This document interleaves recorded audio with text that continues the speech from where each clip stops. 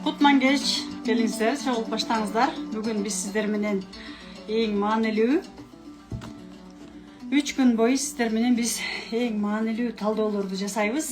Андыктан ниет кылып биздин жашообуз үчүн аябай маанилүү болгон талдоо жасаганды үйрөнүп алып, өзүңүздөрдүн жашооңуздарга колдонууну ниет кылыңыздар. Келиңиздер. Кутман кеч. Мен кандай угулуп жатам? Келиңиздер, биринчи байланышты текшерип алалы. Мен кандай угулуп жатам? Эгерде мен жакшы угулуп жаткан болсом, плюс белгилерин коюп кетсеңиздер комментарийге. Мен кандай угулуп жатам?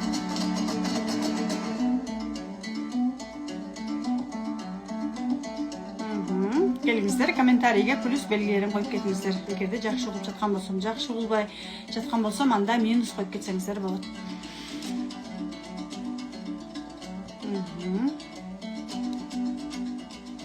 Ар бир элдин астына чыгуу да, ар бир түз эфирге чыгуу мен үчүн бул аябай чоң жоопкерчилик деп айтсам болот. Ошон үчүн бир аз сүрдөп турам бүгүн негедир.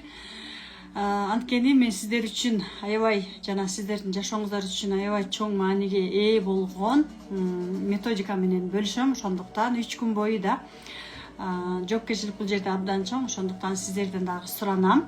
Ниетиңиздерди коюп, 3 күн бою эң сонун билимге ээ болуп, жана ошол билимди жашооңуздарда колдонуп, жашооңуздарды жакшы жакка өзгөртөсүздөр деп ишенем. Келиңиздер. Бисмилла. Мен жакшы угулуп жатыптырмын, эң сонун. Келиңиздер, анда ким кайсы жактан чыгып жатат?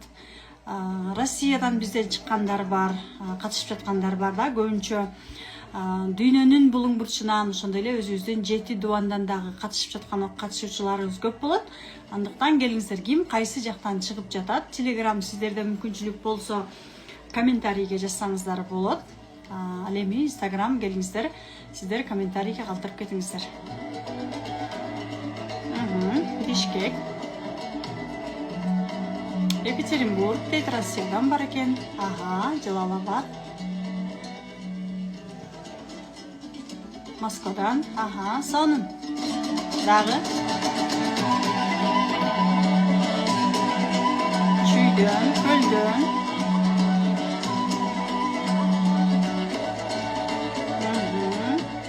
Караңыздар, Гүлчөдөн, Нарындан дейт. Каракулжадан окшойт, Каракөлдөн. Сонун, абдан сонун, эң сонун Сокулуктан. Сиздерди түз эфирден бүгүнкү күндө көрүп турганыма абдан кубанычтамын.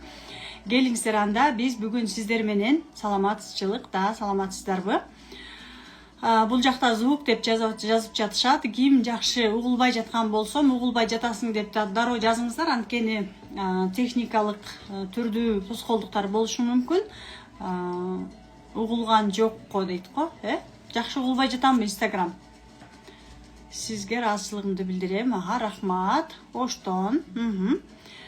Телеграмдан сонун угулуп жатат. Instagram жакшы угулбай жатамбы? Анда мен мобил сонун эле угулуп жатат, Хорошо, сонун. Келиңиздер, анда угулуп жатат, Хорошо. Келиңиздер, анда катып калып атат дейт. Хорошо. Демек, эгерде көпчүлүккө жакшы угулуп, бирок сиздер жактан катып жаткан болсо, анда ал өзүңүздөрдүн каршылыгыңыздар деп айтсам болот, жана өзүңүздөрдүн дагы интернетиңиздер болушу мүмкүн. Ошондуктан эгерде катып жаткан болсо, болушунча Wi-Fi'ңыздарды өчүрүп да, анан үйдөгү Wi-Fi'ды колдонгондордун дагы санын азайтып, же болушунча мобильныйга өткөнгө аракет кылыңыздар, Көпчүлүгүбүздө сонун эле угулуп жатыптыр. Хорошо. Келиңиздер, анда биз бүгүн сиздер менен эң сонун методика менен бөлүшөм. Бул жакта биздин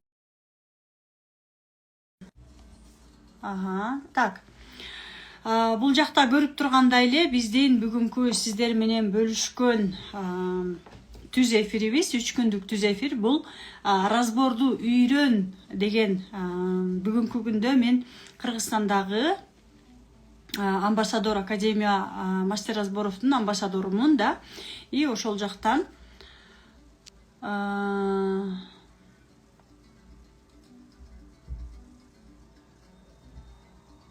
Хорошо. Внезапно вид дейді. Записана музыка. Мен жақшылық ұлып жатам ба, Инстаграм? Бұл жақтан музыка қойғанға болбайды деп жатады, елесетіңіздер, Инстаграм. Инстаграм келіңіздер, байланышты текшеріп алалы. Бүгін бізде біраз қаршылықтар болып жатады, жақшы болып жатады. Хорошо. Анда музыканы бол үшін ақырынырақ қойшуыз керек екен. Инстаграм рұқсат бербейді екен, елесетіңіздер. Музыка қойбай деп жатады. Бүгінгі бізден 3 күндік, бүгін ертең бүрсі күнді саат 8-ден 10-ға чейін мен сіздерменен 2 саат бойы күнді түз эфирден разборларды үйретіп, разборларды жасаймыз. Талдоо чебери болып айына 50.000-ден 150.000 сомға чейінге кирешеге чыга турган эң сонун кесип жөнүндө сиздерге мен айтып берем жана үйрөтөм. Разборду үйрөн деген биздин эфирибиз. Эмне жөнүндө болуп жатат дешиңиздер мүмкүн. Биздин дал ошол 3 күндүк эфирибиз сиздерге арналган разборду үйрөн деген сабак. Ал эми баарыңыздарга белгилүү болгондой эле баардык нерсенин ийгиликтин кандай гана жакшы нерсе болбосун да башы бул ниеттен. Ниет дал ошол биздин алдыбыздагы ийгиликтин 70% биздин ниетибизден көз каранды. Ошондуктан эгерде сиздер жашооңуздардагы эң чоң өзгөрүүнү кааласаңыздар, анда туура ниетти коюп баштаңыздар демекчибиз. Өзүңүздөр бул жакта көрүп тургандай эле биздин канчалык ниетибиз түз, ниетибиз таза болсо, ошончолук биздин энергиябыз да ошол жакты көздөй жумшалат да. Ошондой эле жаратканым бизге мүмкүнчүлүктөрдү дагы бере берет экен. Анан биздин жашообузга ийгиликтер бат келет экен. Ошондуктан бүгүнкү эфир сиздин жаңы жашооңуздардын башталышы болсун деп ниет кылалы. Баарыбыз тең ниет кылып алабыз. Ниетке биз дайыма мындай серьезный мамиле кылышыбыз керек. Келиңиздер, анда биринчи ниет кылып алалы. Ниетти кандай кылсак болот? Биз кагазга жазып алсак болот, жөн гана ниет кылсак болот да. Дал ушул 3 күндүк мини курс талдоо чебери болуп, кирешеге чык деп аталат. 3 күндө мен сиздерге эмнени үйрөтөм. Разбор деген эмне толук түшүнүк аласыздар. Психологияда кантип акча табууну билесиз, талдоо жасап да, анан алгачкы кардарларды алуу системасын үйрөнөсүздөр. Мындайча айтканда, мен сиздерге үйгө тапшырма берем. Сиздер үйгө тапшырманы аткарып, талдоо жасап баштайсыздар. Так, кийинки слайдты чыгарып коелу. Караңыздар, биринчи күнү биз сиздер менен эмне кылабыз? Бүгүн кандай результат аласыздар? Разбор жасоону 0дон баштап үйрөнөсүздөр. Алгачкы кирешеге чыгуу жолдорун түшүнөсүздөр, жана ошондой эле өзүңүздөрдүн мүмкүнчүлүгүңүздөрдү, менин да колумдан келет турбайбы деген мүмкүнчүлүктөргө ээ боло аласыздар. Жана ошондой эле өзүңүздөрдүн жаратканым көп адамдарды таланттуу кылып, мисалы нукура психолог кылып жаратат, бирок биз көп учурда аны кантип пайдаланышты билбегендиктен колубуздан келет келбейт деп айта албайбыз да. Ошон үчүн дал ушул 3 күндө сиздер талдоо чебери катары биринчи кадамды коюп баштайсыздар. Каалайсыздарбы? Эгерде талдоо чебери болууну ким кааласа, комментарийге каалайм деп же плюс белгисин жазып кетсеңиздер болот. Мен сиздердин реакцияңыздарды көрүп турганым абдан маанилүү, ошондуктан комментарийге өзүңүздөрдүн каалооңуздарды мен каалайм деп жазыңыздар. Анткени биз канчалык өзүбүздүн каалообузду сырткы дүйнө менен бөлүшкөн сайын бизде ошончолук көп жакшы нерселер болот, Жана ошондой эле 3 күн бою мини курста акыркы 3-чү күнүндө мен эң активдүү болгон жана эң көп кирешеге чыккан айымга же мырзага да талдоо чеберинин өзүм үчүн деген курсу бар. И ошол курстан мен сиздерге бир курс белекке жолдомо берем. Андыктан ниет кылыңыздар да жолдомону мен утуп алайын деп. Анткени ушул убакка чейин көптөгөн жолдомолорду биз уюштуруп жүрөбүз жана ал жолдомолорду утуп алып, жашоосунда эң сонун результаттарга ээ болгон биздин катышуучуларыбыз абдан көп. Келиңиздер, анда мен каалайм дейт, азаматсыздар да. Биздин дал ошол мен каалайм деп сырткы дүйнөгө өзүбүздүн каалоолорубуз менен бөлүшкөнүбүз эле бул эң сонун жашоонун башталышы. Анткени мен дагы дал ушундай ниет кылуу менен жашоомду 2018 жылы баштагам, бирок 21-жылы ушул методиканы окугандан баштап жашоомдо эң сонун өзгөрүүлөр жаралган. Келиңиздер, анда биринчи жолу катышып жаткандагы арабызда жаңы адамдар болушу мүмкүн. Анда мен сиздер менен өзүмдү тааныштырып өтөйүн. Менин атым Ызаткан Жусупова. 45 жаштамын. 3 баланын апасымын. 2 уул, 1 кызым бар. Бактылуу жубаймын. Психология боюнча азыркы учурда Москвада жана Кыргызстанда 2 жакта магистратурада окуйм. Ошол эле учурда талдоо чебери болуп 2021-жылдан бери талдоолорду жасап келем. Жана ошондой эле наставникмин онлайнда жана психология дүйнөсүндө 6 жылдан бери эмгектенип, өзүмдүн билимим менен, өзүмдүн результаттарым менен бөлүшүп келем. Мен бактылуу болгум келет дейт да, мен каалайм дейт, сонун азаматсыздар.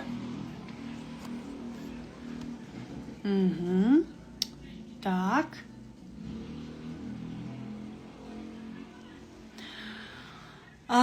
Мына уже быйыл 6-жылга кетип атат. Дал ушул 21-жылдын башынан бери Кыргызстанда кыргыз, нукура кыргыз тилинде уникалдуу, өзгөчө деп айтсам болот. Кыргызстанга дал ушул талдоо чебери методикасын кыргыз тилинде биринчи болуп 2021-жылы ушул методиканы алып келген менмин. Андан кийин биздин окуучуларыбыз көптөгөн талдоо чеберлерин мен дагы чыгардым, жана өзүмдүн окуучуларымды Академия Мастер Разборовго жөнөтүп, алар дагы жашоосунда дал ушул методиканы колдонуп, көптөгөн жашоолорунда түрдүү өзгөрүүлөргө ээ болуп отурушат. Көптөгөн айымдар менен мырзаларга дал ушул билимим менен бөлүштүм, көптөгөн трансформацияларды алышты. Жашоосунда эң жакшы результаттарды көрүштү. Анан албетте энергияларын туура жака жумшап, жашоолорунда үй бүлөлөрү менен чогуу болуп, үй бүлөлөрүн сактап, балдарынын ден соолуктарын сактап, өздөрүнүн маанайларын өздөрүн сүйүп, кабыл алып, кыскасын айтканда жашообузга эмне керек болсо, бул методиканы курал катары колдонуп, өздөрү алышып, үйрөнүп, курал катары колдонуп, бүгүнкү күнгө чейин дал ошол курал менен колдонуп жашоолорунда дагы эң сонун результаттарды жаратып келе жатышат. Эгерде билим жөнүндө айта турган болсом, мен аябай билим үчүн жанын үрөгөн адаммын. Ушунчалык билим алганды жакшы көрөм. Себеби дегенде мен билим алган сайын эң туура көптөгөн өзгөрүүлөр болду деп бул жакта биздин катышуучуларыбыз дагы бөлүшүп отурушат. Рахмат сиздерге. Мен бүгүнкү күнгө чейин айтып отурсам, өз билимиме 10 миллион сомдон ашык акча жумшадым, салдым, инвестиция кылдым. Анткени кайсы бир учурда 200 000 сомго билим сатып алдым десе мен таң калдым эле. Акыл ордунда элеби, 200 000 сомго кантип билим сатып алсын деп. Бирок бир билим алгандан кийин, көрсө билимдин бир дамын татып алгандан кийин десек болот, жашоодо абдан чоң результаттар болот экен. Андыктан мен дагы эң сонун ушундай результат менен бөлүшкүм келип, жашоомдо билим алган сайын мен күчтүү болуп атканымды көрүп, билимиме мына 10 миллион сомдон ашык акча жумшаптырмын бүгүнкү күнгө чейин. Азыркы учурда бул жакта жазылып тургандай эле Московский институт психоанализа деген институтта окуйм, Бишкек государственный университетте окуйм да, психология факультетинде. Жана ошондой эле менин ушул методиканы берген устатым Инна Тляшинова, мастер Разборов жана ал жактагы көптөгөн мастерлер менен мына бүгүнкү күнгө чейин иштешип, жана өзүмдүн үстүндөн дагы токтобостон иштешип келе жатам. Ал эми мен сиздерге бул жакта өзүмдүн билимдеримдин дипломдорумду көрсөтө турган болсом, бул бир чекеси деп эле айтсам болот. өзүм биринчи жогорку билимимди Москвадан алганмын. Ал жакта государственный университетти бүткөнмүн. Андан кийин ал жакта 10 жыл иштеп, андан кийин Кыргызстанга келип, Кыргызстанга келгенден баштап бизнес ачып, ошол эле учурда 15-жыл Кыргызстанга келип, 17-жылдан бери мына түрдүү окууларды именно психология боюнча кандай болсо дагы билимимди алып жогорулатып келе жатам. Дипломированный психологмун. Келиңиздер, анда мен жөнүндө кыскача маалымат берип өттүм. Мен дагы сиздей күчтүү эне болгум келет дейт. Рахмат. Разбор деген эмне? Келиңиздер, бүгүн биз сиздер менен разбордун биринчи бөлүгүн берем. Сиздерге мен разбордун биринчи бөлүгүн берем. Бул разборду жасоо аябай чоң мааниге ээ. Разбор деген эмне? Разбор бул адам баласынын ички дүйнөсүндөгү сырткы жашоосуна алдына койгон максатына тоскоол болгон программаны, энергияны таап, ал биздин бала чактагы, бул жерде ата эне десе көпчүлүгүбүз ата энебизди күнөөлөйбүз. Жок, кеп ата энени күнөөлөгөндө эмес. Дал ошол биздин жашообуздагы биринчи адамдар булар биздин ата энебиз. Мындайча айтканда, ата эне биздин тамырыбыз. Ошон үчүн биз болушунча терең тамыр менен иштегенге аракет кылабыз дагы. Көп жашообузда тоскоол болгон нерсе ата энелик тарбияга, ата энелик сөзгө, аларга болгон биздин сезимдерибиз менен кандай байланыштары бар. Деги эле биздин коркунучтарыбыз, жашообуздагы мүмкүнчүлүктөрүбүз кандай биздин максатыбызга кандай таасирин тийгизип келе жатат деп ушунчалык терең иштеген методика. Мен өзүм дагы 2018-жылдан бери психологияда окуганда туура мастеркит методикасын окугамын. Андан кийин америкалык Тим Трейкинг деген методикада ошондо 18, 19, 23, 4 жыл даже окугамын. Туура эң сонун результаттарды жаратканмын, бирок үй бүлөмдө, балдарым менен болгон мамилемде, өзүм менен болгон мамиледе результат жарата алган эмесмин. Аябай көпкө чейин кыйналгам. Ошентип келип, анан ушул методикага келгенден баштап мен эң сонун результаттарды жарата алдым. Ошондуктан бул методика именно тамыры менен иштеген методика деп айта алам. Себеби дегенде мен өзүм колдонуп келе жатам. Ал эми бүгүнкү күндө Россиядагы айтып тургандай эле психоанализ, Московский институт психоанализа дегенде эле именно анализдеп, тамырына түшүп, тамыры менен иштеген ушул эле методиканы илимий тилде буюрса жакында дипломдагы уже жазып баштайм, уже темаларым баардык материалдарым даяр. Именно ушул эле методиканы мен илимий тилге которуп жатам деп айтсам болот. Ошол сыяктуу эле разбор баардыгыбыз жасай алабыз разборду. Ар бир адам разборду жасай алат. Кээ биркилерибиз ойлошу мүмкүн, разборду мындай бир өзгөчө таланты бар адамдар жасайт деши мүмкүн. Жок, бул болгон эле билим, бул методика. Бул жакта биздин логикалык ой жүгүртүүбүз керек, билимибиз керек методикада. Анан албетте биздин практикабыз жасарсак эле биз үйрөнө ала турган методика ар бир адамдын колунан келет. Мен да мамилемди ордуна кое албай келем дейт. Да, менин максатым биринчи кезекте бул методикага келген максатым биринчи эле кезекте меники дал ошол мамилени ордуна коюш керек болгон. Ошон үчүн мен мына бүгүнкү күндө Кудайыма чексиз шүгүр кылам. Анан дагы мен сиздерге башында айтып кетпедимби? Ниет кылыңыздар деп. Вот ошол ниет чындыгында рахмат, чындыгында иштейт экен да. Себеби дегенде ушул методикага мен биринчи келгенде башында түшүнгөн эмесмин. Мен дагы сиздердей болуп эле кабыл да алган эмесмин. Сиздер азыр биринчи келип аткан болсоңуздар, кабыл албай жатышыңыздар мүмкүн, айтып жатышыңыздар мүмкүн. Бул эмнени эле айтып атат? бул эмне деп эле атат, каяктагы эле нерсени айтып атат, каяктагы эле жомокту айтып атат деп дагы жатышыңыздар мүмкүн. Эгерде мени кабыл албай, түшүнбөй жатсаңыздар, бул нормалдуу эле көрүнүш. Керкилериңиздер мен бир сөзүм уксам, бир сөзүм укпай жатышыңыздар мүмкүн. Бул дагы нормалдуу көрүнүш да. Себеби дегенде бизди көп учурда биздин мээбиз башкарат да. Эгерде бойго терең кириш керек болсо кабыл албайт. Это нормально. Бирок мен ошентип жатып 2020 жылы бул методика жөнүндө укканмын. Анда кабыл алган эмесмин. 21 жылы атам өтүп кетип, ушунчалык минуска, финансы жактан,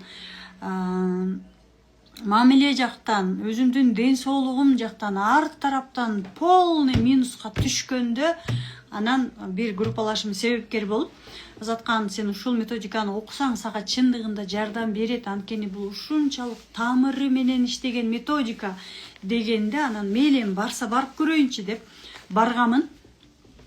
2021 жылдын март айында апрель айында Москвага барып, ошол жакта 2 күндүк ретритке катышып, ошол жактан анан вот ушул методика мага керектүү турбайбы деп, анан мына бүгүнкү күнгө чейин бул методика менен дем алам, бул методика менен жашайм, бул методика менен менин бир дагы максатым, бир дагы күнүм өтпөйт деп айтсам болот. Себеби дегенде мен бардык нерсени именно ушул методика аркылуу оңой жол менен, кыска жол менен жана тез чече алам. Себеби дегенде бардык нерсе менин өзүм эле кармап турганымды билем. Сиздерге дагы ушуну сунуштайм. Вот ошол күндөн баштап мына бүгүнкү күнгө чейин мен разбор жасап жана сиздерге дагы үйрөтүп келе жатам. Мына былтыр 23 жылдан бери үйрөтөм. Ал эми былтыр январь айынан баштап Эл аралык академия мастер разборовдун амбассадорумун, генералдык амбассадорумун. Себеби дегенде бул дагы жөн эле келип калбаптыр мүмкүнчүлүк да. Мен ошол биринчи разбор жасап, өзүм жертва абалында болуп разбор жасап отурганда ушунчалык терең методика экенин көрүп, ушул методика кандай сонун, ушул методиканы мага окшогон канчалаган айымдар бар, жертва абалында жүрүшөт, жашоолорунда кыйналып. Ушул методиканы ошол айымдар билсе, ошончо адамдар, эркектер, айымдар, мырзалар ушул методиканы билип, жашоолорунда колдонуп, жашоолорун жакшы жакка өзгөртсө болот турбайбы деп ушунчалык ниет кылганмын. Бирок ошол ниет кылып жаткан учурда мен ойлогон эмесмин, мен берем сиздерге, мен жеткирем деп ойлогон эмесмин. Көрсө жаратканым мени даярдап жаткан экен. Кудайым буйруп, мына 21 жылы окусам, мына 25 жылы былтыр 3-4 жылдан кийин жаратканым мага мүмкүнчүлүк берди. Генералдык амбассадору Кыргызстандагы, орусча айтканда единственный десем болот, Кыргызстандагы единственный амбассадору менмин. Себеби дегенде ушул методиканы ар бир айым үйрөнүп алып, ар бир мырза үйрөнүп алып, жашоолорунда колдонуп, кандай гана максаты болобу, үй бүлөсү болобу, ден соолугу болобу, ушул нерсени чечип алса деген ниет менен былтыр генералдык амбассадорду сатып алгам. Мына бүгүнкү күнгө чейин уже бизде азыркы учурда 100дөн ашуун талдоо чеберлери кыргыз тилинде жеткирип, үйрөтүп, 100дөн ашуун талдоо чеберлерин чыгардым. Андыктан албетте мен бул жерде жалгыз эмесмин. Бул жакта биздин командабыз бар. Бул жакта биздин менин партнерим Кундуз Таштанова бар. Менин кураторлорум бар. Элина, Зина, Гүлдесте айым, Эзят айым, Чынар айым, Нургүл айым, дагы көптөгөн биздин командабыз абдан чоң. Дал ошол айымдардын, командабыздын жардамы менен мен сиздерге ошентип жаркылдап чыгып, буга чейинки сиздерге маалыматтарды дагы жеткирген ошол биздин командабыз. Командама ушул жерден дагы бир ыраазычылыгымды билдирип кеттим. Анткени жалгыз дарак бак болбойт дегендей эле, мен эгерде жалгыз эле баарын чечем десем, албетте мен чече алмак эмесмин. Дал ошол командага дагы ыраазычылыгымды билдирем. Анда эмесе келиңиздер, сиздерге мен азыр разбор деген эмне экенин бир сыйра түшүндүрүп айттым. Ал эми бардыгыбызга тең эмне керек? Биринчи кезекте акча керек турабы. Андыктан акча боюнча азыр биз сиздер менен бүгүн разбордун биринчи бөлүгүн үйрөтөм жана ошондой эле сиздерге үйгө тапшырма берем. Разбор акчага. Давайте, мен азыр бирөөңүздөрдү чакырам түз эфирге. И ошол адам аркылуу сиздерге дагы түз эфирде разбор жасаганды үйрөтөйүн, макулсуздарбы? Кимге акча керек? Ким акчага талдоо алгысы келет? Талдоо деген бул орусчасы разбор, кыргызчасы талдоо. Мен көп учурда көп сөздөрдү кыргыз тилинде сүйлөгөндү жакшы көрөм. Бирок кээде анча-мынча Москвада 15 жыл жүрүп калгандыктан анча-мынча орус тилде эле кошуп кое берем да. Бирок көп кошпогонго аракет кылам. Рахмат. Келиңиздер анда, эгерде сиздер өзүңүздөрдүн максатыңыздар менен көпчүлүктүн алдында бөлүшкөнгө даяр болсоңуздар, анда түз эфирге чыгыңыздар. Анан түз эфирге чыгып, мен элден уялам, мени күйөөм эмне дейт, мени кайненем эмне дейт, же эл эмне дейт деген болсоңуздар, анда разбор деп жазбаңыздар. Комментарийге разбор деп жазыңыздар. Мен көпчүлүк менен бөлүшкөнгө даяр гана айымдарды чакырам. Эгерде даяр эмес болсоңуздар, жазбаңыздар. Келиңиздер, мен азыр сиздерди чакырам. Именно практиканын жардамы менен сиздер разбор жасаганды үйрөнөсүздөр, хорошо? Мен өзүм дагы азыр сиздерге ушул нерсени үйрөтүп жатып, ушунчалык өзүмдүн ички дүйнөмдө бир бактылуулукту сезип атам. Эмнеге? Анткени жана душанын миссиясы деп коет го. Ошол миссиямды аткарып жаткандаймын да. Себеби дегенде, бул жөн гана разбор деген жөн эле разбор эмес да. Бүгүнкү разбор, бүгүнкү сиздердин жасаган ниетиңиздер, бүгүнкү сиздердин жазып аткан максатыңыздар да, бул жерде отурганыңыздар, булар эртеңки бүрсүгүнкү күндөгү сиздердин жашооңуздар. Себеби кайсы бир учурда мен дагы ушинтип орустардын, казактардын эфирлерин карап, монтип отуруп, жашоом мынтип өзгөрсө экен, менин мамилем мындай болсо экен, жашоом мындай болсо экен деп ушунчалык тиленип түз эфирлерди көрүп отурчумун. Кудайыма чексиз шүгүр, мына бүгүнкү күндө ошол менин кыялымдагы жашоом бар, кыялымдагы жолдошум бар, кыялымдагы балдарым бар, кыялымдагы өзүм мына бүгүнкү күндө чыныгы реалдуу жашоомдо бармын. Сиздердин дагы азыркы отурган, азыркы жасаган ниетиңиздерди эртең бүрсүгүнү жашооңуздардан көргөнгө аракет кылыңыздар. Келиңиздер, разбор деп жазыңыздар. Мен араңыздардан бирөөңүздөрдү чакырам. Эгерде макул болсоңуздар, чыгыңыз. Акчага разбор дегенден баштап дароо байланыш. Именно келиңиздер, акчага разбор жасайлы дегенден баштап автоматтык түрдө угулбай баштадым. Бул деген биздин тоскоолдуктарыбыз, биздин жашообузда дагы ушундай болот да. Мисалы, кандайдыр бир максатты коебуз, ошол максатты койгондон баштап бизде эмне башталат? Тоскоолдуктар башталат дагы, анан жашообузда максаттарыбыз оңойлук менен ишке ашпайт. Ошол сыяктуу эле, вот, пожалуйста, азыр бизде дагы именно ошондой тоскоолдуктар жаралып жатат. Келиңиздер, давайте түз эфирге разбор акчага. Караңыздар, бизде кандай гана акчага каршылыктар көп. Үйүнү жокко деп дагы баштадык. Мен кандай кылып жатам? Үйүнү жок дегендер да болуп атат. Келиңиздер, байланышты текшерип алалы. Угулган жок дейт. Да, айттым го мен сиздерге. Это называется сопротивление. Канча нерсени укпай калдым дейт. Мен кандай угулуп жатам? Инстаграм плюс белгилерин коюп кетиңиздер. Угулуп жатат. Сонун угулду дейт да. Хорошо. Демек 4-5 адам сонун угулуп жатат деп жатат. Демек жакшы бары. Бирок угулбай жатат дегендер, демек сиздер чыгып кайра кириңиздер.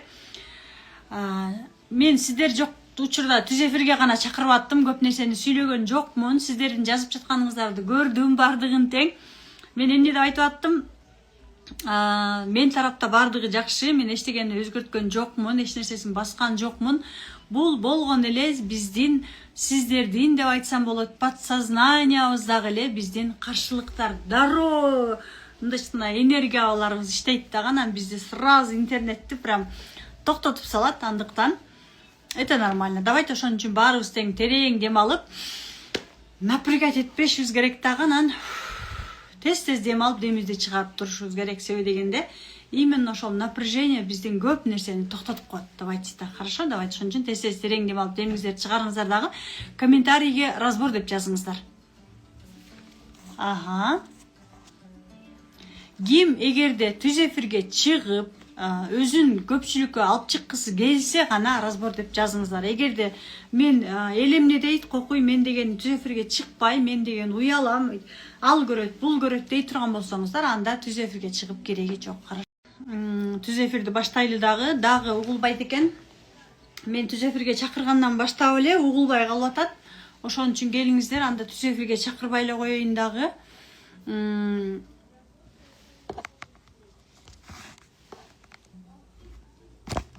Түз эфири жок эле. Сиздер менен иштеше эле.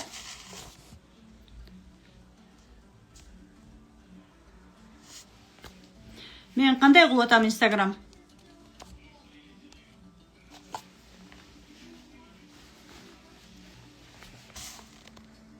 Угулуп калды да. Хорошо, келиңиздер, анда сиздер менен мен жөн гана бүгүн үйрөтөт экенмин дагы, жөн гана иштешет экенмин. Давайте анда баарыбыз тең азыр ручка барагыбызды алып даярдайбыз. Бүгүн мен сиздерге разбордун биринчи бөлүгүн, азыр бул жакта биз өзүбүздүн алдыбызда жазып алган пландарыбыз менен кетели.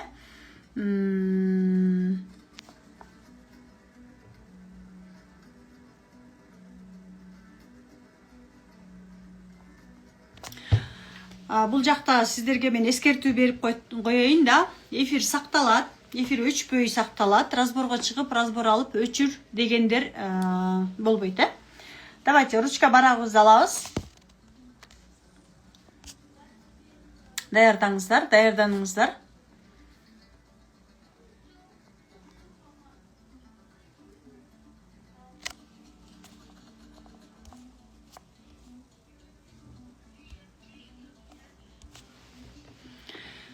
Эгерде мен жакшы угуп жаткан болсом, анда давайте разбор жасаганга кеттик, убактыбызды коротпойлу. Так. Акча. Суммаңыздарды жазыңыздар. Акча боюнча сумма же каалооңуздарды жазыңыздар. Мисалы, акча боюнча сиздердин каалооңуздар канча? Комментарийге жазсаңыздар болот. Ким кандай кирешеге чыккысы келет? Дегеле кандай ай сайын, мисалы, азыркы учурда болушунча кирешеңиздерди дароо чоң суммага көбөйтпөңүздөр. Кирешеңиздерди болушунча 3 эсе же 5 эсе көбөйтсөңүздөр болот. Эгерде өзүңүздөр менен иштеп кирешеңиздерди көбөйтпөгөн болсоңуздар, анда 3 эсе жетишет. Мисалы, азыркы учурда 30 000 алсаңыздар, 100 000 деп жазсаңыздар болот. Эгерде азыркы учурда 100 000 алсаңыздар, 300 000 десеңиздер болот. Эгерде азыркы учурда 300 000 алсаңыздар, миллион десеңиздер болот. Эгерде азыркы учурда 0 же балдар менен отурган болсоңуздар, анда жүрөгүңүздөрдөн чыккан гана, мисалы 20, 30, 40, 50 миңге чейин жазсаңыздар болот да. 800 000ге чыккым келет. Ошон үчүн, пожалуйста, сиздерден суранам, азыркы кирешеңиздерди x3 3кө көбөйтүңүздөр, 3кө көбөйтөбүз. 70 000 дейт, 60 000, 80 000. Хорошо. Эми ушул айткан суммаңыздарды да давайте жазыңыздар. Азаматсыздар, 80 000 дейт, 100 000 дейт, 100 000, 200. Караңыз, сиз азыр 200 000 же 200 000 деп жазгандан зеригип, просто эле 200 деп атасыз. Сиздин 200 деп эле жазып койгонуңузду мээңиз, бул 200 сом эле керек экен буга дейт да. Ошон үчүн, пожалуйста, 200 эмес, болушунча 100 000, канчалык 0 көп болсо, то есть 0 1000 эмес, 0 болсо ошончолук жакшы. Мисалы, сиз 90 000 деп жазбайсыз да, 93 0 болушунча, Себеби дегенде биздин мээбиз ошол 0го көнүш керек да. 200 000, 500 000, да. X3, X3 кылып атасыздарбы, болушунча X3 кылыңыздар, Да, азаматсыздар, да. Телеграм сиздер дагы, комментарий сиздерде жок болгондуктан, болушунча комментарийге жазып атасыздарбы, жазыңыздар комментарийге. Жана бул жактан комментарийде чыгып атты да, Телеграмдын жаңы нерсеси чыгып калган окшойт. Сиздердин жазган комментарийлериңиздерди мен кээ бирлерин окуп аттым. Эгерде комментарийге жазсаңыздар, балки мен окуйм да. Болбосо, тезир атыңыздарга жазыңыздар. Мисалы, мен айына мынчага чыккым келет деп, мен айына мисалы мынчага чыккым келет деп жазыңыздар,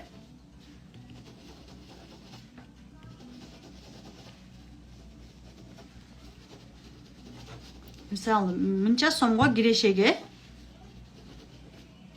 чыккым келет. Биз бүгүн сиздер менен, мен сиздерге бүгүн талдоонун, орусча айтканда разбордун биринчи бөлүгүн үйрөтөм. Эртең экинчи бөлүгүн үйрөтөм, бүрсүгүнү үчүнчү бөлүгүн үйрөтөм. Албетте профессиональный талдоо чебери ал көптөгөн таза жол менен болуш керек. Эч качан мен сиздерге эскертүү берип кетейин да, талдоо, разбор эч кимге, бир дагы адамга зыян келбеш керек. Экологичный болуш керек. Экологичный деген эч кимге зыян келбеш керек. Мисалы, кээ биркилер кандай жасап коюшу мүмкүн? Кээ биркилер мисалы бирөөнүн жумушу болбой калганга разбор жасашы мүмкүн. Ал болбойт. Эгерде сиз бирөөгө минуска разбор жасасаңыз, анда ошол эле минус сиздин жашооңузга кайра келет. Ошон үчүн эч кимге, мисалы, бирөөгө жаман нерсе, кара ниеттик кылып бирөөгө жаман нерсе кааладыкпы, даже ойлодукпу, ошол оюбуз бизге келет. Ошол сыяктуу эле разборду дагы эч качан минуска жасабайбыз. Мындайча айтканда, бирөө сизге келди. Кредит ала албайтам, мага кредит алып берчи деди. И сиз кредит алганга разбор жасасаңыз, өзүңүз ошондой эле кредитти кайра өзүңүз мындайча айтканда малынасыз, өзүңүзгө келет.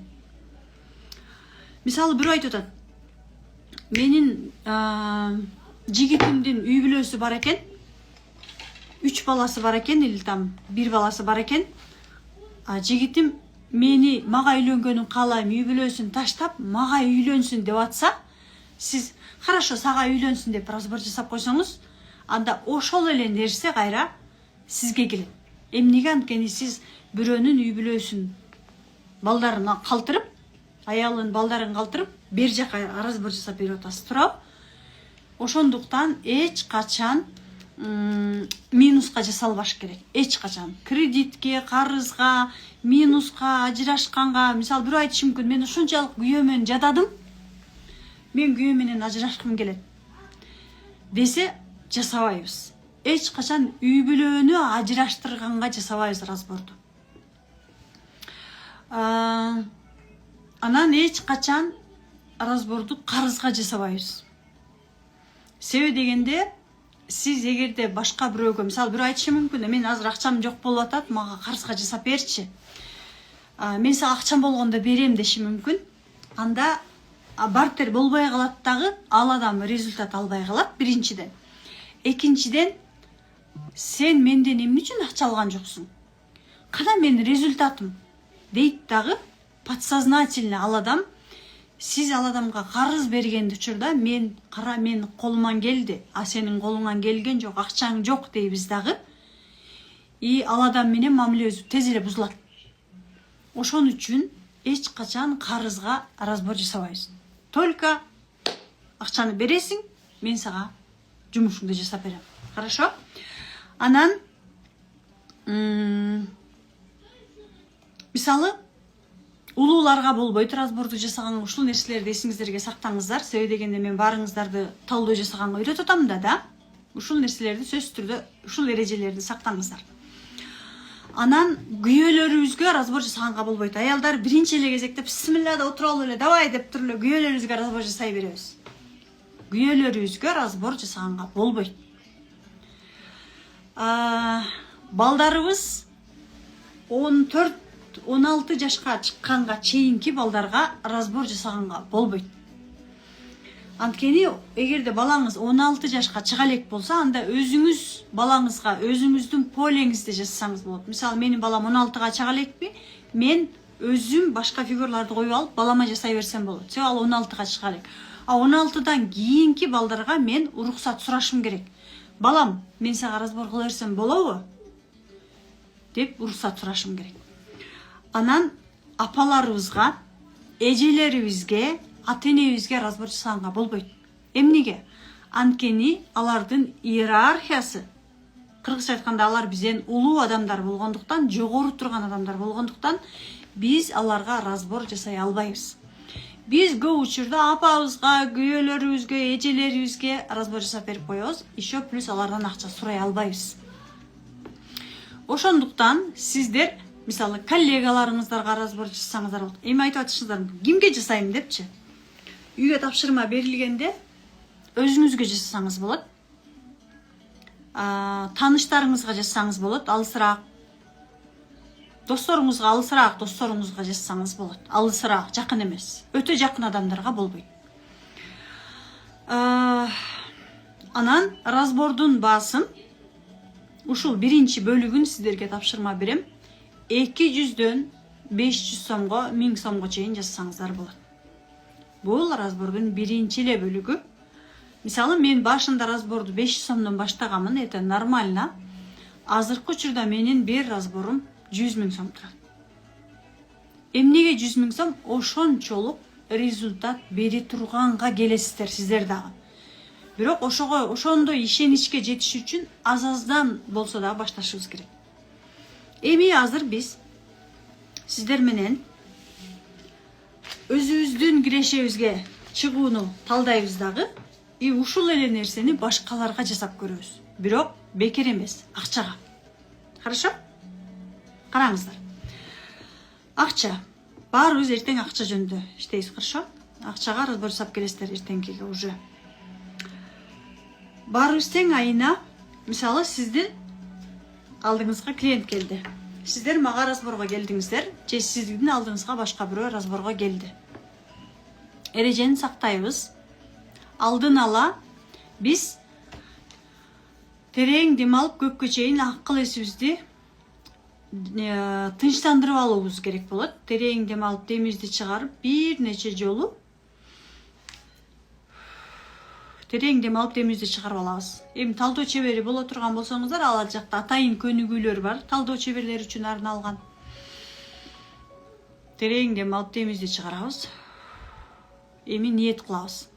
Мен айына өзүңүздөрдүн кирешеңиздерди айтыңыздар. Мен айына, мисалы, сиздер 100 000 деп атсаңыздар, 100 000 сом табууга менин ар бир сөзүмдү кайталаңыздар. Мен айына суммаңыздарды айтыңыздар. Ошол суммага тоскоол болгон блокторумду таап, дал ушул результатка чыгууга ниет кылам деп ниет кылабыз. Разборду биз болгону ниет кылуу менен эле баштайбыз. Кээ биркилер айтат, бул жакта эмне фантазия барбы, же жанагы гипноз барбы, же дагы башка нерсе барбы? Бул жакта эч нерсе жок. Абсолютно эч нерсе жок. Болгону эле биз ниет эле кылабыз. Деп ниет кылып алдык, терең дем алып, демиңизди чыгарасыз. Сөзсүз түрдө терең дем алып демибизди чыгарабыз керек. Биз азыр сиздер менен өзүбүздүн эле под сознание, аң сезимдин түбү менен иштейбиз. Бул методика. Эми элестетебиз. Биз азыр айына дал ошол суммага чыктык. Колубузда ошол сумма турат. Айына ушул акчаны колубузга кармап атабыз, элестетебиз.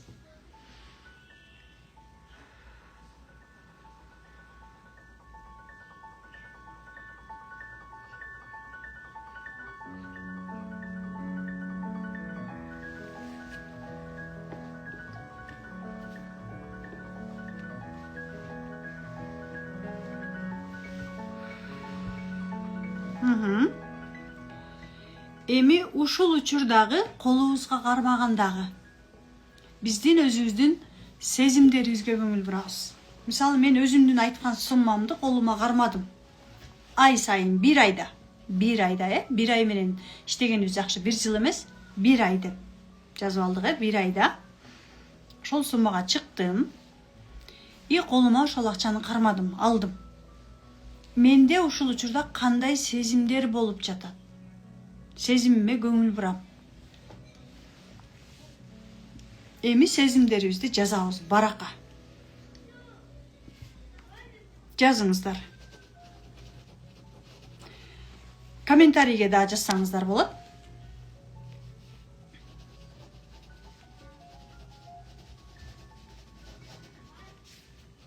Комментарийде бөлүшүңүздөр. Кандай сезимдер болуп жатат сиздерде?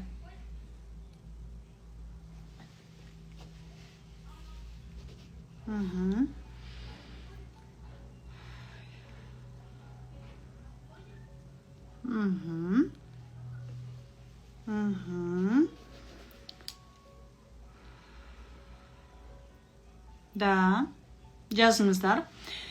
Барагыңыздарга дагы жазып алыңыздар, унутуп каласыздар. Денем чымырайт дейт, өтө кубандым.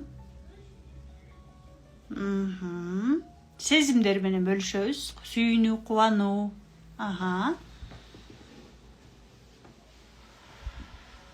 Кубаныч, сүйүнүч көпчүлүгү.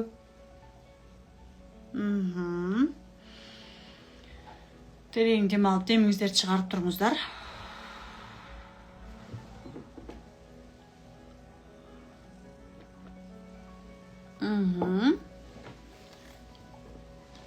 Неужели деген сөз келди дейт, коркуу сезими. Сонун сезим дейт, коркуу. Хорошо. Эми жазыңыздар, комментарийде дагы бөлүшүңүздөр. Эгерде сиз айына 300 000 таба турган болсоңуз, же 100 000 таба турган болсоңуз, же миллионго чыксаңыз, же 3 миллионго чыксаңыз да, өзүңүздөрдүн жазган суммаңыздар, сиз андан эмне аласыз? Ушул экинчи суроого жооп бериңиздер. Биринчи суроо сезимдер болчу. Экинчи суроо, сиз ошол суммага чыкканда андан эмне аласыз?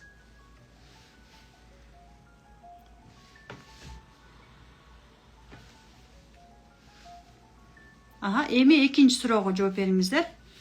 Эгерде ошол суммага чыксаңыздар, сиздер андан эмне аласыздар? Сиздер 2 деп туруп анан суроого жооп бериңиздер. Комментарийге 2 деп туруп сурооңуз, жообуңуздарды жазыңыздар. Энергия алам дейт, рахат алам. Ишене албай жатам дейт. Коопсуздук. Энергия алам, удовольствие алам дейт. Ишенич. Эмне аласыз? Жылуулук, эркиндик, кубаныч. Шикарная сезем дейт.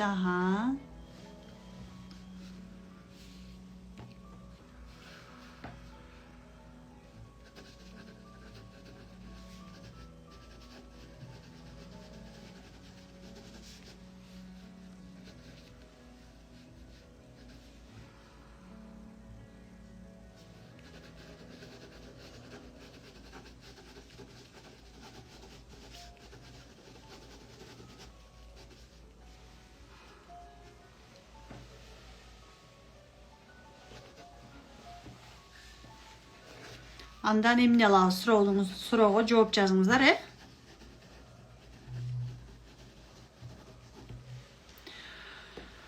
Финансовая свобода дейт, кубаныч, жеңилдик.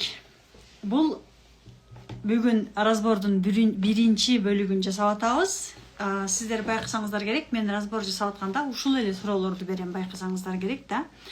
И ушул суроолорго жооп берип жаткандагы адамдын сөздөрүнөн эле мен ал адамда кандай боль бар экенин эле сөзүнөн эле билем. Бул жерде менин аябай бир укмуш көз ачыктыктын кереги жок. Кээ биркилер ойлойт, сен эмне көзүң ачыкпы же эмнени билип алдың дейт. Нет. Бул жерде билим логика эле иштеш керек. Айрыкча логика, анализ жүргүзүшүбүз керек. Ар бир адамдын сүйлөп жаткан сөзүнө эле. Караңыздар, адамдар жазып атышат, бирок алар өздөрү эмне жөнүндө жазып аткандарын байкабай эле турушат. Караңыздар. Биринчи эле разбордун биринчи эле бөлүгүндө бойлду тапса болот. Бул разбордун биринчи бөлүгү. Энергия алам деп атпайсыздарбы? Эми өзүңүздөрдүн жазган сөзүңүздөрдү байкаңыздар.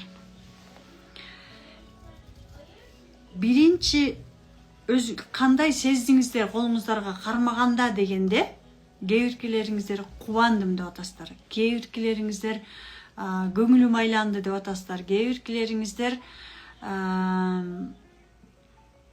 сезим жөнүндө жазып атабыз да. Эгерде көңүлүңүздөр айланган болсо, демек сиз жазган суммага энергия жетишсиз. Эмнеге? Анткени акча бул эмне? Бул дагы барабар энергия. Биздин энергиябыз канча болсо, акчага деген биз ошончо акчаны колубузга кармайбыз. Демек, көңүлүңүздүн айланып жатканы, демек сиздин энергияңызды алып жаткан бир блок бар.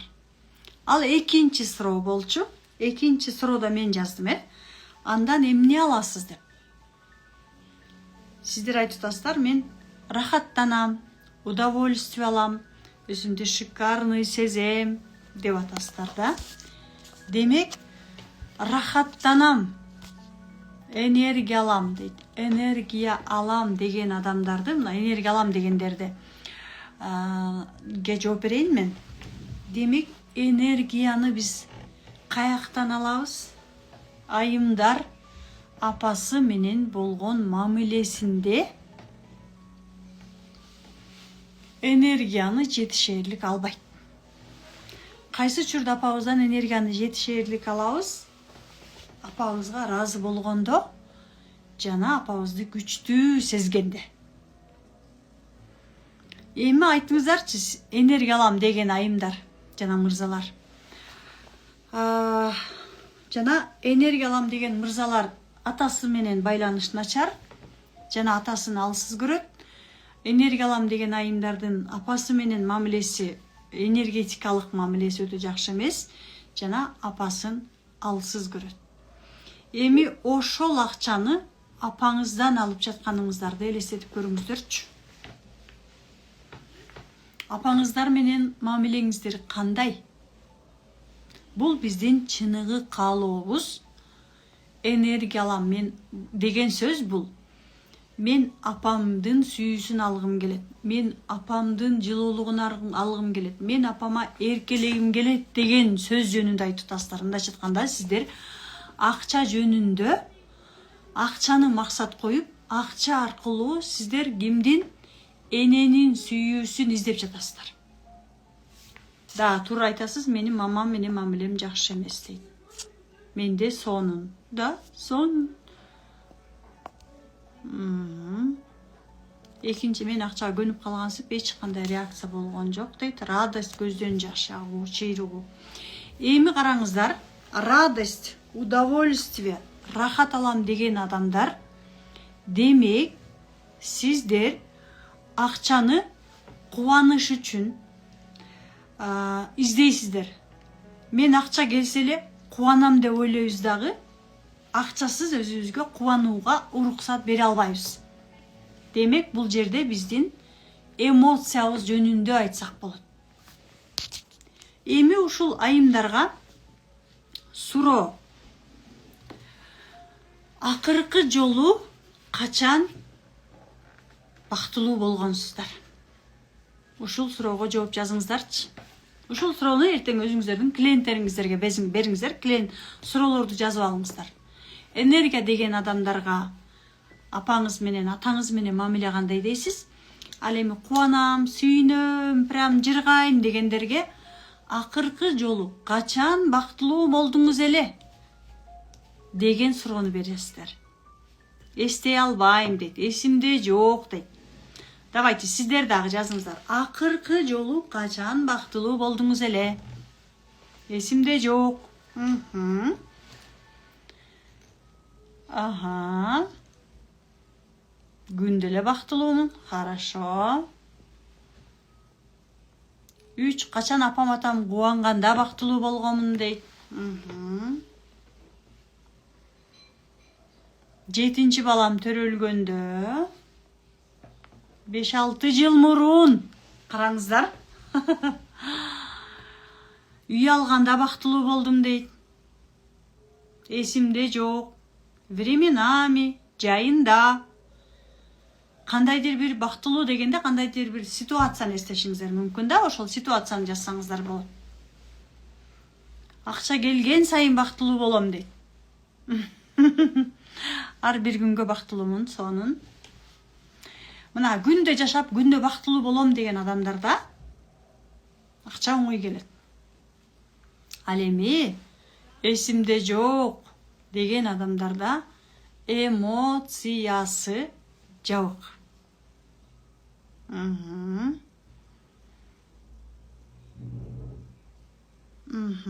Туулган күнүмдө дейт, бир туугандарым умурага барарын укканда дейт. Ар бир күнүбүз бактылуулук. Менде андай сезим жок. Да.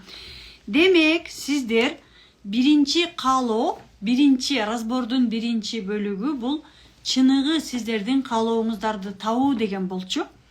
Сиздердин чыныгы каалооңуздар акча эмес. Сиздердин чыныгы каалооңуздар дал ошол бактылуулук сезимин ойготуу, кубанууну ойготуу, энергиялуу болуу. Бул сиздердин разбордун биринчи бөлүгү. Жолдошум идишимди жууганда дейт, бактылуу болгом дейт. Аха.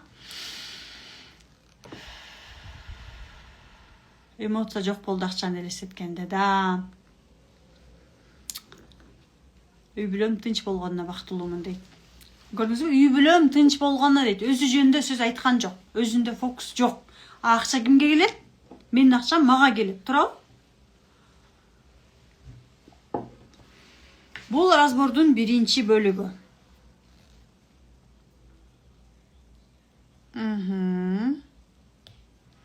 Коркуу жана айтып атпайбы? Биринчи бөлүгүн айтканда коркуу деп да жаздыңыздар, Коркуу дегениңиздер булар мен эгерде акча эгерде мага келсе, анда мен ошол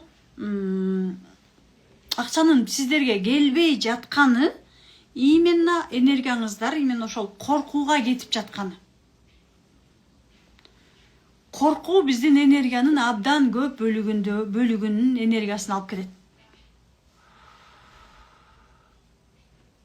Иним оорусунан сакайып кеткенде бактылуу болгом дейт. Хорошо, давайте анда акча боюнча разбордун экинчи бөлүгүнө өтөлү. Да. Биринчи орунга кое албайм дейт. Да, өзүн биринчи орунга кое албаган адамдар акча табышы мүмкүн, бирок эч качан бактылуу болбойт. Эч качан. Издеп эле жүрө берет акча. Аха, хорошо. Давайте анда экинчи бөлүгүнө өтөлү. Экинчи бөлүгү сиздер азыр эмнени эстедиңиздер? Мен азыр баарыңыздарга биринчи фигура деп айтам. Биринчи фигура деп айтам, жана экинчи фигура деп айтам. Кааласаңыздар, баракка жазыңыздар. Мына, баракты алабыз, жазабыз. Биринчи фигура деп жазыңыздар, биринчи фигура деп эле жазып алабыз. Биринчи фигура.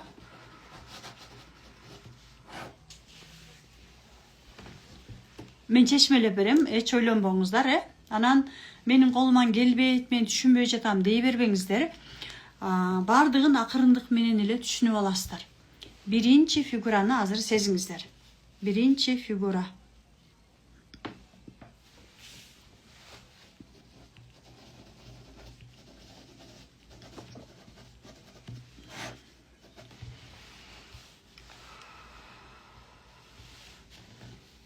Жана экинчи фигура келди бизге.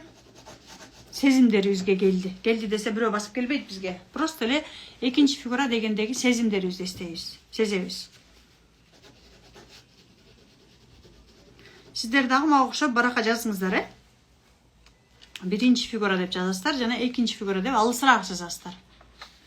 Мисалы, мына мен биринчи фигура, экинчи фигура деп жаздым. Акча колума тийгенден бактылуу болом дейт. Ага. Давайте. Эми биринчи фигура дегенде сезимдериңиздерди, өзүңүздөрдүн азыркы ушул учурдагы сезип жаткан сезимдериңиздерди байкаңыздар. Биз азыр сиздер менен разбордун экинчи бөлүгүнө өттүк. Мындайча айтканда, экинчи бөлүгү бул диагностика.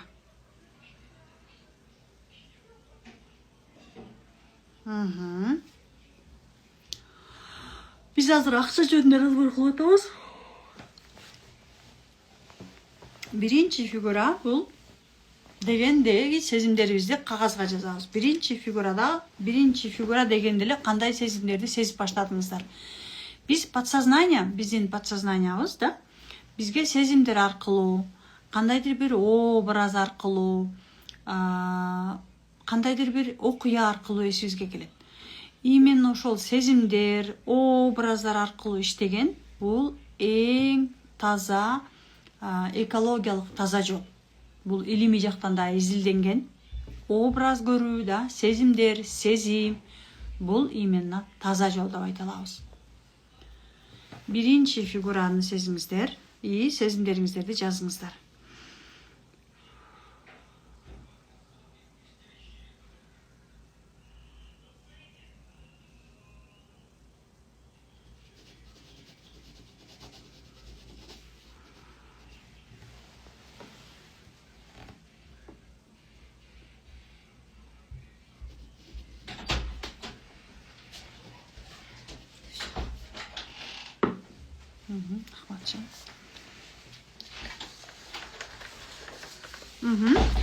Эми экинчи фигура дегенди сезиңиздер.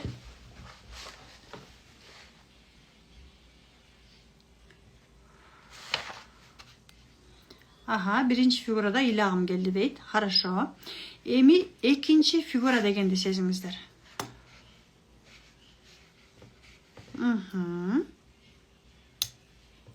Бир нерсе көрүнсө эмне болот, эч нерсе болбойт. Биз болгону образда эле элестетебиз, көзүбүзгө эмес, именно образ катары элестетебиз. Мисалы, ит десем, сиздер сразу итти элестетесиздер, туурабы?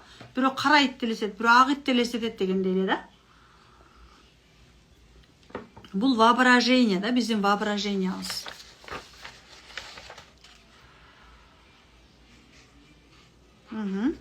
Эми экинчи фигураны сезиңиздер.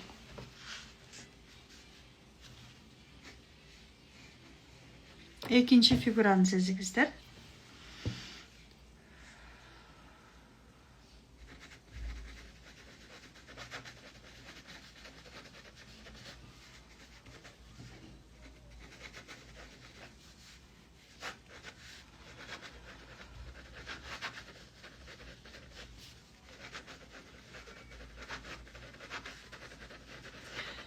Негизи разборлор фигура менен жасалат да. Фигура менен жасалганда оңой болот да. Биз буюрса, эгерде Бишкекте болсоңуздар, кана 29-да ушул суббота күнү жандуу жолугабыз.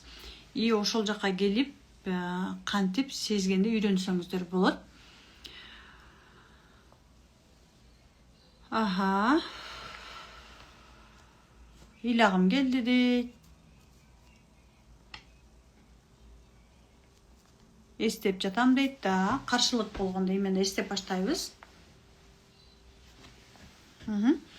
Эми азыр өзүңүздөрдү экинчи фигура деп сезиңиздер. Бардыгыбыз тең этегинде азыр баарыбыз билип чыгабыз. Биз азыр разбордун экинчи бөлүгүнө өттүк. Бөлбесең түшүнсөңүз деле, түшүнбөсөңүз деле жасай бериңиз. Анан аягында түшүнүп каласыздар. Азыр сиздер баарыңыздар тең экинчи фигурасыздар. Мисалы, мен азыр өзүмдү экинчи фигура деп сезем.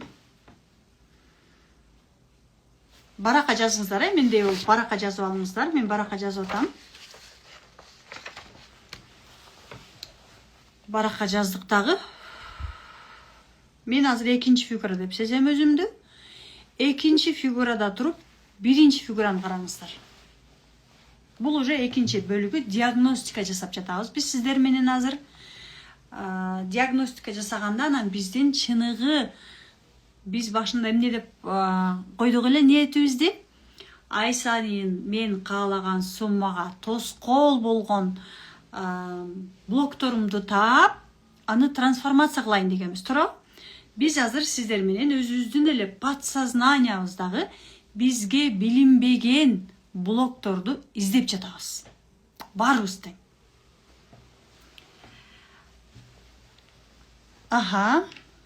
Экинчи фигурага караңыздар. Биринчи фигурада туруп, экинчи фигурага караңыздар. Жана экинчи фигурага болгон сезимдериңиздер кандай? Так, мен биринчи фигурамын, экинчи фигурага карайм.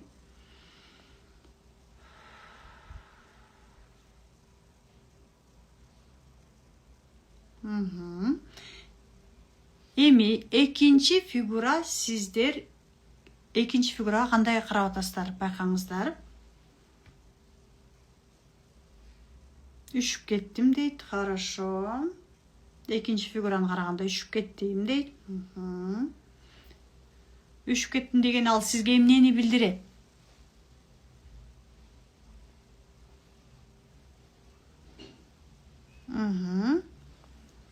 Эми экинчи фигураны биз чекеге алабыз дагы.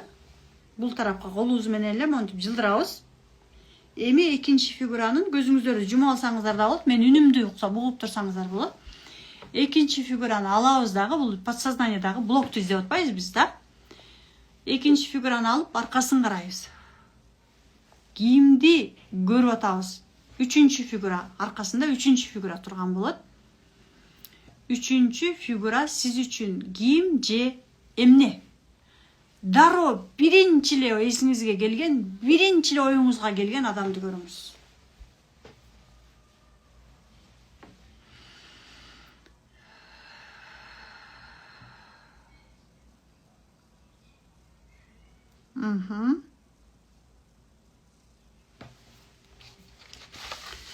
И ушул сезимдериңиздерди жазыңыздар. Мен азыр сиздерге чечмелеп берем.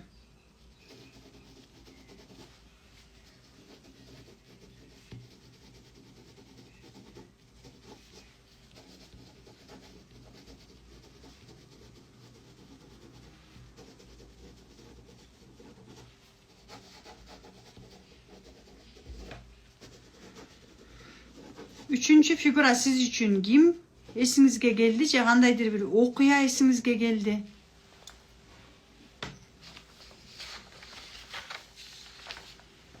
Ким же эмне? Же кандайдыр бир окуя? Үчүнчү фигура. Үчүнчү фигураны караңыздар. Экинин аркасын жылдырыңыздар. Үчүнчү фигура апам келди дейт.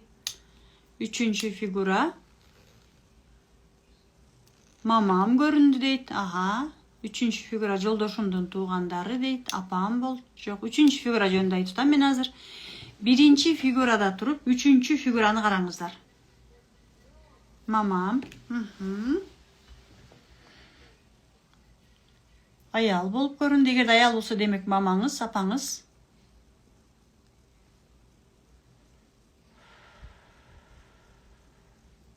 Үчүнчү фигура атам деп атышат көпчүлүгү. Кичинекей сулуу кыз дейт, жылмайган. Үчүнчү фигура сиз үчүн ким же эмне? Үчүнчү фигура тайнем дейт. Тайнеңиз менен иштешиңиз керек экен. Эми келиңиздер, мен сиздерге разбордун экинчи бөлүгүн чечмелеп берейин. Биринчи бөлүгүндө сиз энергия дешиңиз мүмкүн, мисалы да, же кээбиркилериңиздер удовольствие дешиңиздер мүмкүн да.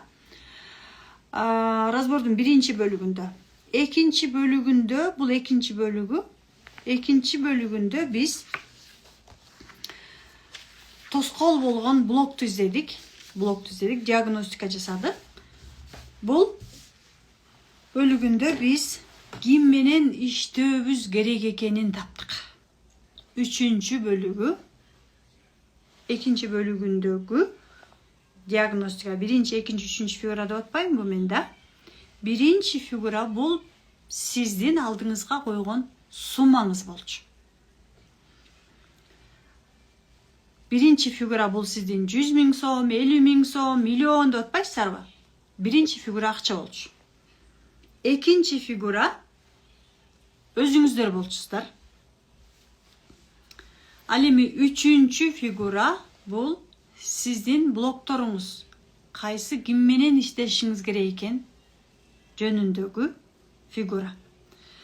Көпчүлүгү үчүнчү фигура мамам, атам деп жазышты. Ал эми мен өзүмдүн диагностикамда чоң атамды таптым. Мен чоң атамдын кызымын, чоң атамды шунчалык жакшы көргөн эрке небереси болгом. Ошон үчүн мен дайыма каяктан болсо дагы чоң атамды издей берет. Менин подсознаниямда чоң атам калып калган. Жакшы нерсенин баары мен үчүн чоң ата болуп элестете берет.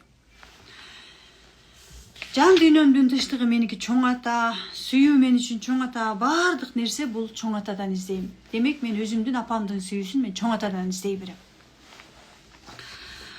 Үчүнчү фигура ким болуп чыкса, эми ошол биз азыр сиздер менен разбордун үчүнчү бөлүгүнө өтөбүз. Разбордун үчүнчү бөлүгү бул трансформация бөлүгү. Терең дем алып, демибизди чыгарабыз. Барыбыз тең көзүбүздү жумуп алсак болот, себеби дегенде алаксыбайбыз. Көзүбүздү жумганда бир башкача нерсени элестетпеңиздер. Пожалуйста, баарыңыздар ниет кылып, түшүнүк менен мамиле кылабыз дагы. Көзүбүздү жумабыз дагы үчүнчү фигурага айткыбыз келген сөздөрдү айтабыз. Келиңиздер, атаңыздарды элестетсеңиздер, атаңыздарды элестетиңиздер, апаңыздарды элестетсеңиздер, апаңыздарды элестетиңиздер. Эч ким келбесе, терең дем алып, демиңизди чыгарып, үчүнчү фигурадан же атаны, же апаны, же кандайдыр бир окуяны көргөнгө аракет кылыңыздар. Ал эми жолдошун көргөндөр да болуп атат да. Жолдошун көргөндөр, жолдошуңузга эмне деп айткыңыз келди, ошол сөздөрдү эстеңиздер. Ага, хорошо. Ага, машина. Машинанын аркасын карап көрө бериңиз, жылдыра берсеңиз болот. Эми үчүнчү фигураны атабыз, апабыз, же кандайдыр бир ситуация, же жолдошубуз, же кайын журтубуз деп элестетип алдык да. Эми ошол жака үчүнчү фигурага биз азыр үчүнчү бөлүгүнө, трансформация бөлүгүнө өтөбүз. Терең дем алып, демибизди чыгарып, үчүнчү фигурага айтабыз. Мен үчүнчү фигура деп эле айтам, сиздер өзүңүздөрдүн айта турган сөздөрүңүздөрдү айтыңыздар.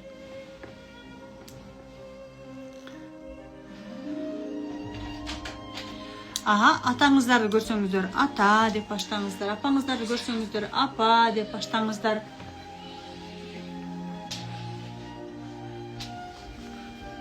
Ниет кылыңыздар болушунча көргөнгө.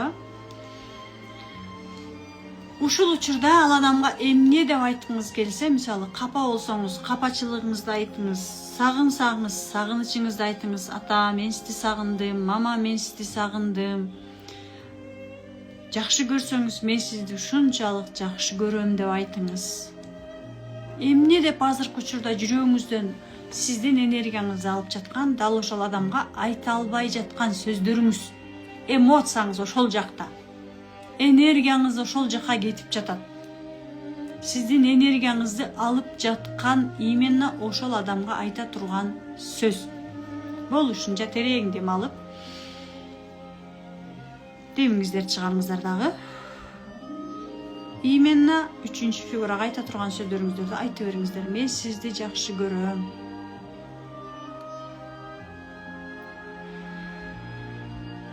Эркектин, аялдын фигуралары көрүнсө, демек эркек болсо атаңыздар, аял болсо апаңыздар. Дароо ата энеңизди эле коюп алсаңыздар болот. Жүрөгүңүздөрдөн чыккан сөздөрдүн баардыгын сүйлөө керек азыр. Сүйлөп, жашыңыздар чыгып, ыйларыңыздар келип жаткан болсо, ыйлап эмоцияны сыртка чыгаруубуз керек.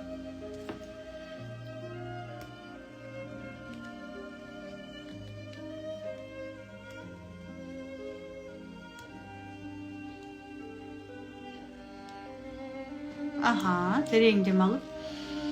демибизди чыгарып апабызга эмне деп айткыбыз келсе көзүбүздү жумуп алып, сезимдерибиз менен, жүрөгүбүздөн чыккан сөздөрүбүз менен айтабыз.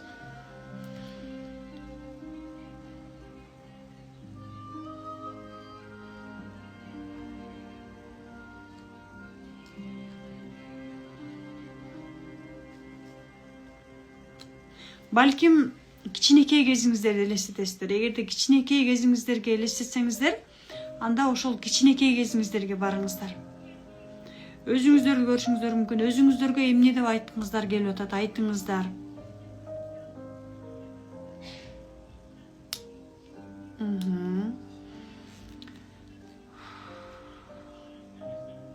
Эгерде эч кимди көрө албай жатсаңыздар, ата-энеңиздерди элестетиңиздер дагы, аларга эмне деп айткыңыз келип жатат, айта берсеңиз болот. Бул ушунча азыркы учурдагы келген сезимдерди кармабайбыз, айтабыз, сүйлөйбүз, ыйлайбыз, чыгарабыз. Ушул учурдагы сөздөр. Мисалы, кичинекей кезибизди элестетебиз. Мен сизди сагындым, мен сизге баргым келип атат.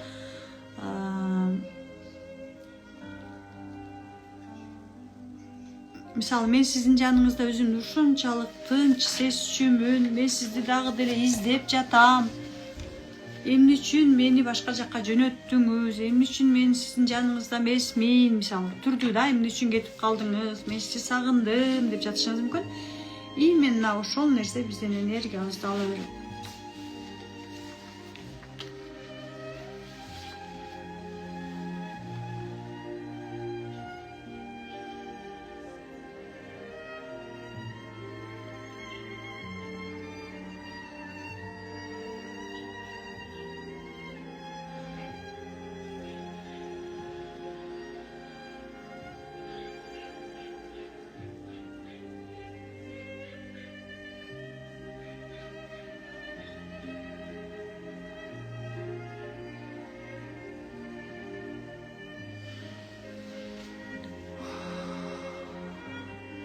Болушунча айтып, сүйлөп чыгарабыз. Жан дүйнөбүздөгү чыккысы келип жаткан сөздөр сүйлөнүш керек, бардыгы.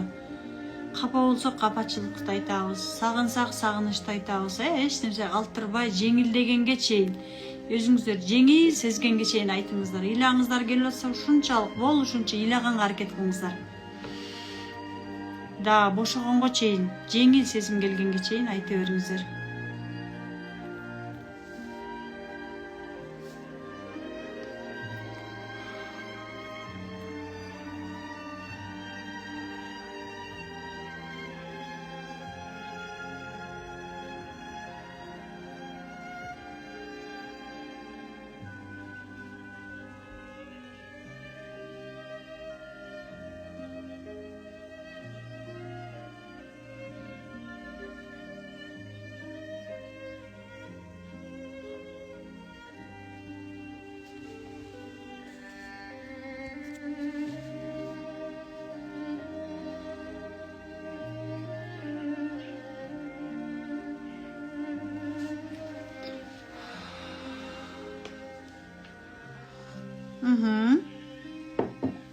Терең дем алып, демибизди чыгарабыз дагы. Эми ушундай башыбыздан өткөн окуя же ошол адамдар бизге кандай тажрыйба калтырып кетти, кандай сабак берип кетти. Мисалы, биздин ата-энебиз жашообузда болду да, алардын же жолдошубуз болду, же бизге кандайдыр бир жагымсыз мамиле кылышы мүмкүн, турду да. И ушундай жашоодон биз кандай сабак алдык? И ошол сабакка ыраазычылыгыбызды айтабыз. Мисалы, мен чоң атам деп айтып атам да. Мисалы, мен азыр чоң атам менин жашоомдо болуп кеткен үчүн мен кандай ыраазычылык айткым келип атат? Мен чоң атанын сүйүүсүнүн күчтүүлүгүн сезе алдым. Ушундай күчтүү адамдын тарбиясын көргөнүмө ыраазымын деп. Ушундай ыраазычылыкка келебиз азырчы. Мисалы, сиздерди капа кылган ситуациялар болгон болушу мүмкүн, ошону айтып жатышыңыздар мүмкүн да. Анда мен дал ошол силер капа кылгандыктан мен күчтүү болуп күчтүү боло алдым. Силер мени күчтүү кыла алдыңар. Мен силер мени капа кылгандан баштап мен өсө алдым деп айтсаңыздар болот да. Кандай сиздерге жашооңуздарда жардам бере алды ошол адамдар. Мисалы, чоң энеңиздерди айтып атасыздар жашоомдо да. Демек, сиздей чоң эненин кызы болгонума, небереси болгонума ыраазымын. Мен сизди мындан ары бол менен эмес, сыймыктануу менен эскерем деп айтсаңыздар болот. Өтүп кеткен ата энеңиздер жөнүндө айтып аткан болсоңуздар, бол калса анда мен мындан ары сиздерди ыраазычылыгым менен эскерем деп айтсаңыздар болот. Себеби бизде больно болгондо биздин болубузду алып кете берет. Терең дем алып темибизди чыгарабыз.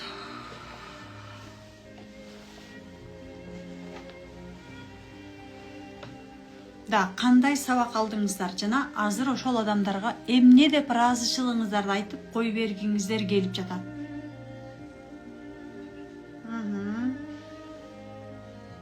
Да, айтсаңыздар болот. Сиз менин ата-апа, сиз менин жанымда болсоңуз дагы, болбосоңуз дагы, сиз мени сүйүүңүз менен, ошол бала чактан берилген мээримдериңиз менен мени дайыма коргоп, менин жанымда болот экенсиздер деп айтсаңыздар болот.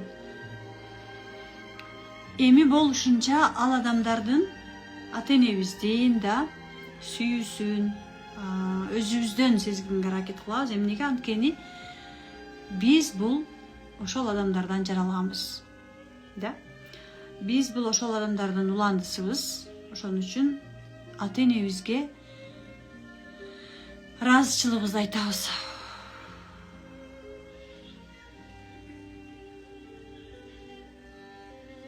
Эми өзүбүздүн денебизден, жүрөгүбүздөн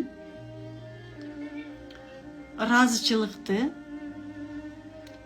жана ата-энебиздин сүйүүсүн сезебиз. Өзүбүздүн денебизден сезгенге аракет кылабыз. Себеби дегенде биздин денебизде эске сактоо бар, память бар. Ал эсине сактап калат. Биздин денебизде ата-энебиздин сүйүүсү, биздин денебизде чоң ата чоң энебиздин, тайта тайнелерибиздин сүйүүсү бар экенин, жүрөгүбүздө бар экенин сезебиз. И ушул учурда биздин жылуу сезимдерге ээ болуп жатканыбызды сезебиз.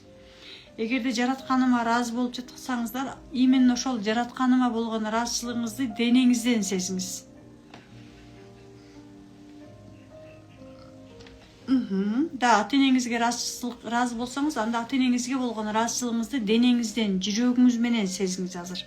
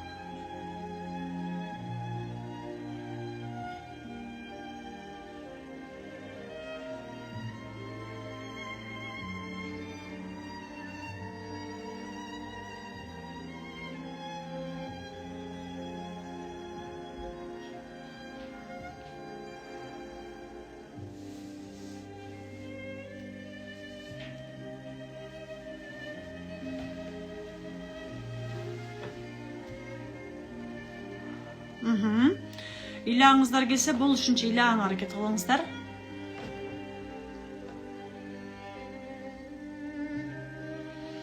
Болушунча жүрөгүбүздү толтурабыз, сүйүүгө толтурабыз, ыраазычылыкка толтурабыз.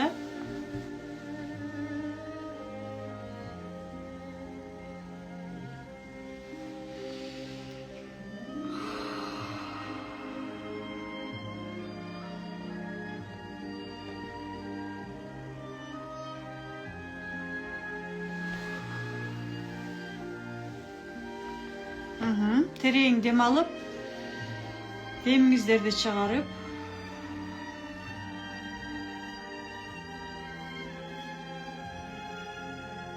gözüңүздөрдү ачып ата энеңиздерди көрүп аткан болсоңуздар ата энеңиздерди кой бериңиздер. Алар өздөрүнүн жашоосуна кеткенин, сиз өзүңүздүн жашооңузга келгениңизди сезиңиз. Жана жүрөгүңүздөгү ыраазычылыкты эсибизге сактайбыз.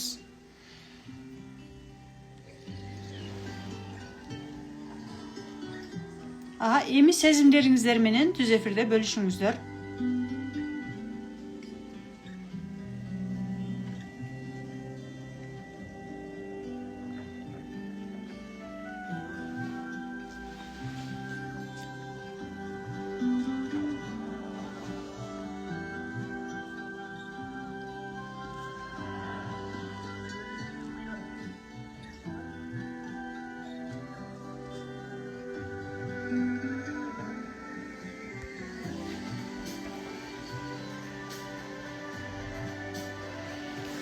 Кандай сезимдерге ээ болдуңуздар?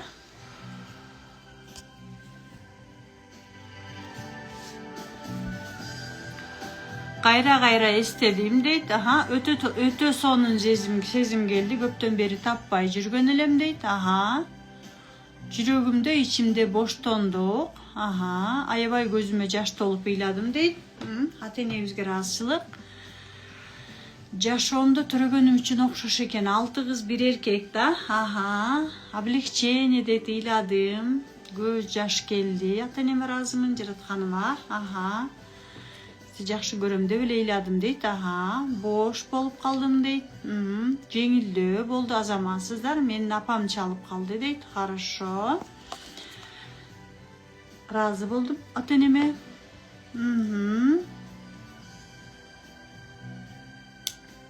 Караңыздар да, биз азыр сиздер менен канча жылдан бери таппай жүргөн бойлубузду дал ушул кыска убакыттагы разбордун жардамы менен таап, аны трансформация кылдык.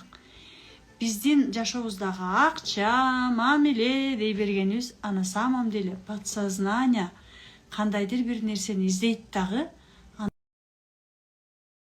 мамиле аркылуу издей берет. Ошон үчүн биздин подсознаниядагы сезимдер менен иштесек, биз оңой трансформация болобуз жана оңой ийгиликтерге жете алабыз. Караңыздар да, биз азыр сиздер менен разбордун 3 бөлүгүн тең жасадык. Албетте мен сиздерге кыска убакытта полностью разбор жасаганды үйрөтө алган жокмун, бирок түшүнүп бере алдым. Азыркы учурда сонунда бөлүшүңүздөр, жазыңыздар комментарийге кимде кандай сезимдер болду, сөзсүз түрдө бөлүшүңүздөр. Азыркы учурда бизде талдоо чеберлери биздин курстарыбызга келип, талдоо чебери ушул потокторго чейин келип, алар өздөрү разбор жасаганды үйрөнүп, жана өздөрүнүн разборлорун 500 сомдон, 1000 сомдон, 1,5 миңден, 2 миңден, 3 миңден, 5 миңден кылып, азыркы учурда акчага разбор жасап жатышат. Ушул эле разборду сиздер өзүңүздөргө жасап үйрөнүп алсаңыздар болот. Ушундай ар бир разбор жасаган сайын жеңилдик сезим келе берип, сиздерде эң сонун разборлор башталат жана жашооңуздарда эң сонун жака өзгөрөт. Биз бул жака талдоо чебери курсунун катышуучуларын дагы чакырып алалы. Бизде бүгүн чыга турган окуучубуз мага комментарийге мен атым мындай, мен чыгам деп жазып койсоңуздар болот. Кандай результат чыкты бизге разбордон дейт. Кандай результат чыкканын аны сиз билесиз. Конечно, сиз өзүңүздүн сезимдериңиз менен окуйсуз, иштедиңиз. Анткени мен сиздин эмне сезип жатканыңызды билбейм. Менин көзүм ачык эмес. Мен өзүмдүн сезимим менен иштедим. Бул жакта Чынара айым жазып атат.